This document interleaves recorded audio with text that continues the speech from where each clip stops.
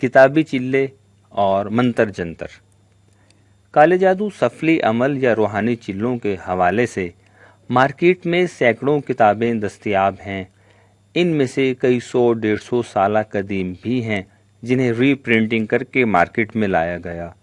جادو ٹونے کے عملیات کے مطابق ان کتابوں کی کم سے کم قیمت 25 روپے اور زیادہ سے زیادہ 150 سے 200 روپے تک ہے۔ تاہم عاملوں اور سفلی گروہوں کے مطابق کتابوں میں جو چلے اور عمل بیان کیے جاتے ہیں ان میں کوئی ایک آدھ نقطہ چھوڑ دیا جاتا ہے، اس لیے یہ بیکار ثابت ہوتے ہیں۔ جس طرح شعر کے لیے ردیف، قافیہ اور وزن کی ضرورت ہوتی ہے، بالکل ایسے ہی منتر بھی عموماً باوزن ہوتا ہے۔ ایک آدھ لفظ حذف یا آگے پیچھے کر دینے سے منتر جاتا رہتا ہے۔ ایک عامل کے بقول اگر ایسا ممکن ہوتا تو پھر ان کاموں کے شوقین افراد کی اکثریت 20-25 روپے کی کتاب کے ذریعے عامل بنی پھر رہی ہوتی۔ صرف کتاب کی مدد سے کالے جادو کا عمل کامیاب ہونے کی تاریخ نہیں ملتی۔ عمل یا چلے کے لیے کسی عامل یا استاد کی اجازت اور رہنمائی ضروری ہوتی ہے، کیونکہ اگر چلے یا عمل میں کوئی کوتاہی ہو جائے تو استاد سنبھال لیتا ہے۔ بعض لوگ کتابوں میں پڑھ کر چلہ یا عمل کرنے کی کوشش کرتے ہیں۔ اس طرح نہ صرف یہ اپنا قیمتی وقت برباد کرتے ہیں بلکہ ان کو نقصان پہنچنے کا خدشہ بھی ہوتا ہے۔ ہر کالا علم سفلی نہیں ہوتا۔ آئیے اس پر بات کرتے ہیں۔ ہر کالا علم ضروری نہیں کہ سفلی ہو۔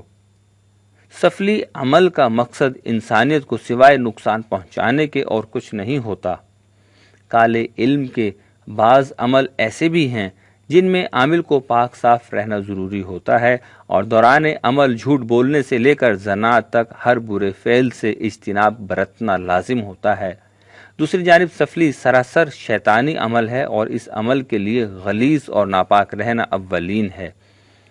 کالا علم سیکھنے والے ایک شخص استاد فیضو کا کہنا تھا کہ سفلی کے بعض عملیات ایسے بھی ہیں جس میں عامل کو 41 دن کے چلے میں روز شراب پینا اور زنا کرنا لازمی ہوتا ہے۔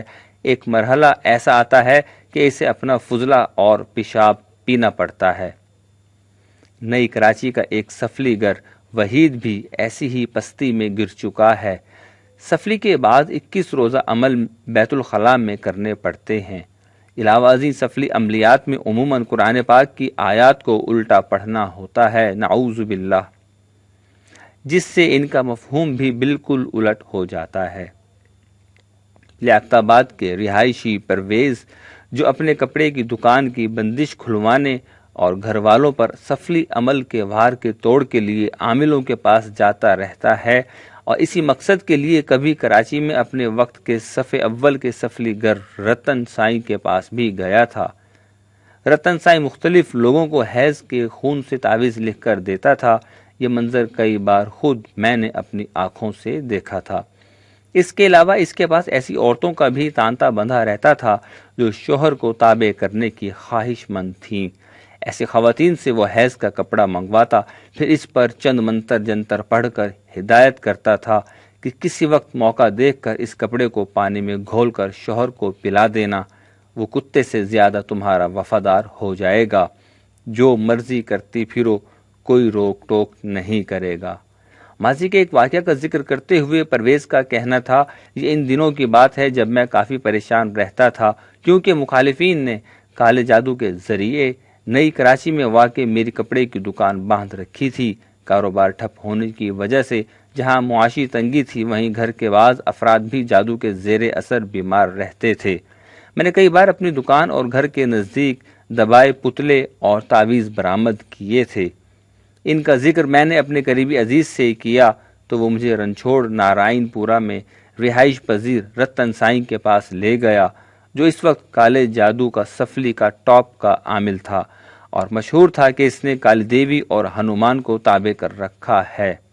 مجھے اچھی طرح یاد ہے کہ رتن سائیں نے کچھ پڑھ کر چند لونگیں، سوئیاں اور سندور میرے حوالے کیا اور کہا کہ گائے کا دل درمیان سے چیر کر اس میں یہ تمام اشیاء رکھنے کے بعد اسے سوئی دھاگے سے دوبارہ سی کر دوپہر 12 بجے کے قریب کسی ویرانے میں پھینک آنا۔ اس سے ایسی کاٹ ہوگی کہ تم پر جادو کرانے والے خود شکار ہو جائیں گے۔ دوسرے دن میں نے رتن سائیں کی ہدایت کے مطابق دل خریدا اور اس میں مذکورہ اشیاء رکھ کر نئی کراچی 6 نمبر پر سبا سینما کے نزدیک ندی کے کنارے اس دل کو پھینک دیا۔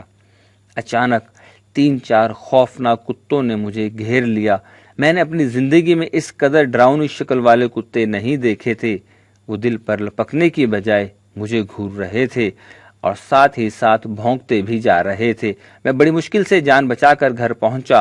اگلے دن رتن کو جا کر سارا ماجرا سنایا تو وہ کہنے لگا، بے وقوف، میں نے بکری کا دل کہا تھا، تم گائے کا لے آئے، شکر کرو کہ زندہ بچ کر آ گئے۔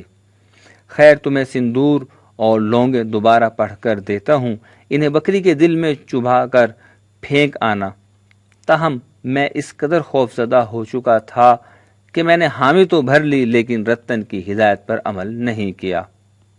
رنجھوڑ لائن کے رہائشی سفلی گر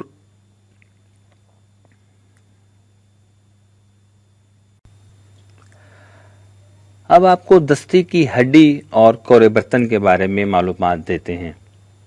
گائے، بھینس، بکرے یا بکری کے دست یعنی شانے کی ثابت ہڈی کالے جادو اور سفلی عمل میں بنیادی کردار ادا کرتی ہے۔ یہی وجہ ہے کہ قصاب ہمیشہ اس پتلی اور چپٹی ہڈی کو گوشت الگ کرنے کے بعد توڑ دیتے ہیں۔ اس حوالے سے ہم نے متعدد قصابوں سے بھی بات چیت کی، انہوں نے اس بات کی تصدیق کی۔ اس کے علاوہ عموماً بکری کے دل پر بھی کٹ لگا دیتے ہیں کیونکہ ثابت دل۔ اسی طرح کمہار کبھی بھی کورا یا کچا برتن فروخت نہیں کرتا۔ عامل چاچا رشید کے بقول کمہار بھٹی سے اتارا گیا تازہ برتن کبھی حوالے نہیں کرے گا اور اسے پکا کر ہی فروخت کرے گا۔ سفلی اور کالا عمل کرنے والے لوگ جان پہچان کے کمہاروں سے کورا برتن لے جاتے ہیں، جبکہ کمہار کے کام میں استعمال ہونے والا دھاگا بھی کالے علم میں بہت زیادہ استعمال ہوتا ہے۔ دستی کی ہڈی عموماً محبوب کو تابع کرنے یا مخالف کو برباد کرنے کے لیے استعمال ہوتی ہے۔ بعض اسے عورت کی کوکھ باندھنے کے لیے بھی استعمال کرتے ہیں۔ چند عملیات میں عورت کو کوکھ باندھنے کے لیے تلے پر عمل کر کے اسے کنویں، دریا یا سمندر میں پھینک دیا جاتا ہے۔ اس کے علاوہ کالے جادو اور سفلی عمل میں کثرت سے استعمال ہونے والی اشیاء درج ذیل ہیں: گوگل، ماش کی ڈال، انڈے، سپاری، ناریل، زعفران، دھتورا، مور کے پر، کیز کے پھول، شہد، آک کا پودا، کوے کے سیدھے بازو کا پر، گیدڑ کی آنکھ اور دم، الو کی بیٹ، انسانی ناخن، جانوروں اور انسانوں کے جسم کی مختلف ہڈیاں، سندور، لونگ، سوئیاں، ہینگ، کسی خوبصورت عورت کے بال جو تازہ مری ہو اور انسانی کھوپڑی وغیرہ۔ اب بات کرتے ہیں بنگال کے خطرناک جادو کی۔ بنگال کا ایک جادو ڈھایا انتہائی سریع الاثر اور خطرناک تصور کیا جاتا ہے۔ اسے ڈھایا اس لیے کہا جاتا ہے کہ یہ 2.5 پل یا 2.5 سیکنڈ، 2.5 منٹ، 2.5 گھنٹے اور زیادہ سے زیادہ 2.5 دن میں اپنا اثر دکھاتا ہے۔ اس سے زیادہ وقت نہیں لیتا۔ اس عمل کا سب سے کارآمد ہتھیار ہانڈی ہے جو کسی کی جان لینے کے لیے چڑھائی جاتی ہے۔ ہانڈی کے اندر عموماً چاقو، چھری، کینچی، استرا، سوئیاں اور ایک دیا رکھا جاتا ہے۔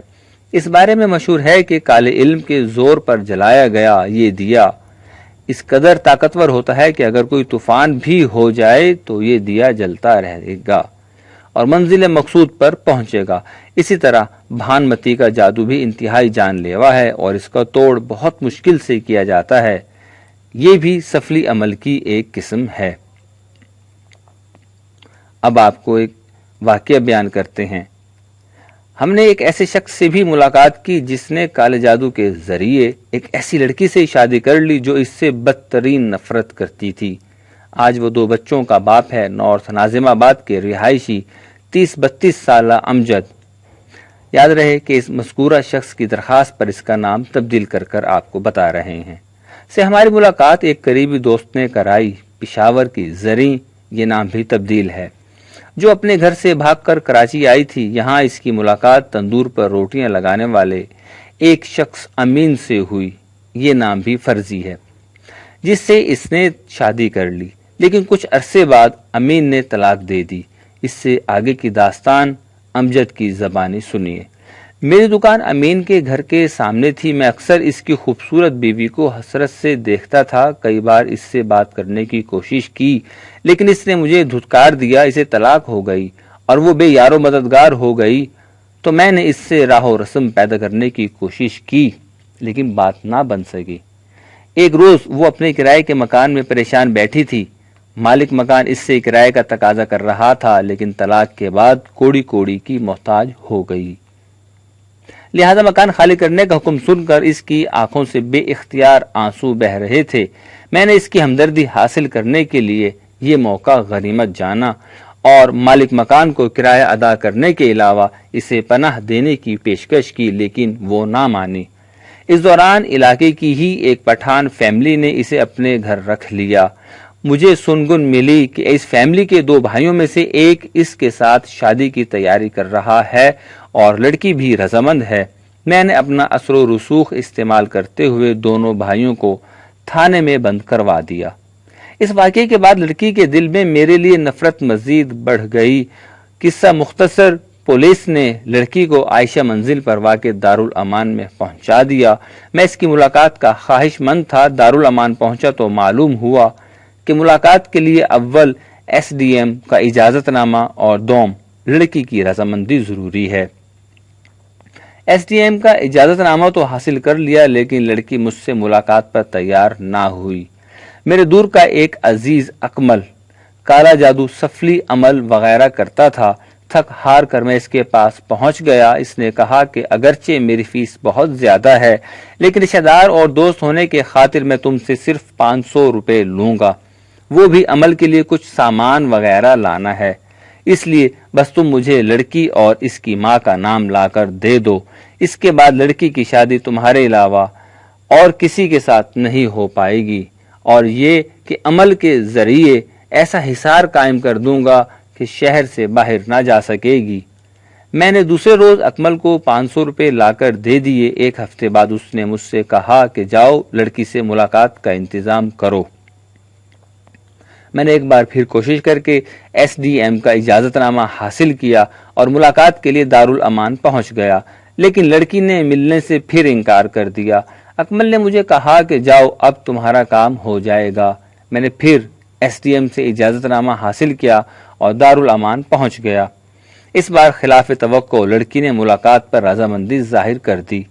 اس کے بعد ہماری 2-3 ملاقاتیں اور ہوئیں اور پھر ہم دونوں نے شادی کے بندھن میں بندھ گئے۔ آج ہمارے 2 بچے ہیں اور ہم خوشگوار ازدواجی زندگی بسر کر رہے ہیں۔ البتہ آج بھی یہی سوچتا ہوں کہ شادی سے پہلے اہلیہ کے دل میں میرے لیے نرم گوشہ دارالامان کی سختیوں کے سبب پیدا ہوا تھا، یا واقعی کالے جادو نے اپنا اثر دکھایا تھا۔ اہلیہ سے آج جب ماضی کے حوالے سے بات ہوتی ہے تو اس کا کہنا ہوتا ہے کہ بس اچانک میرے دل میں تمہاری ہمدردی اور محبت کا جذبہ معجزن ہو گیا تھا۔ امجد نے اپنی بات مکمل کرنے کے بعد گود میں بیٹھے 3-4 سالہ گول مٹول اور خوبصورت سے بیٹے کو جیب سے 5 روپے نکال کر دیتے ہوئے کہا کہ جاؤ چیز لے کر آؤ، لیکن وہ گھر جانے کی ضد کرتا رہا، اور جب اس نے رونا شروع کر دیا تو امجد نے ہم سے رخصت چاہی۔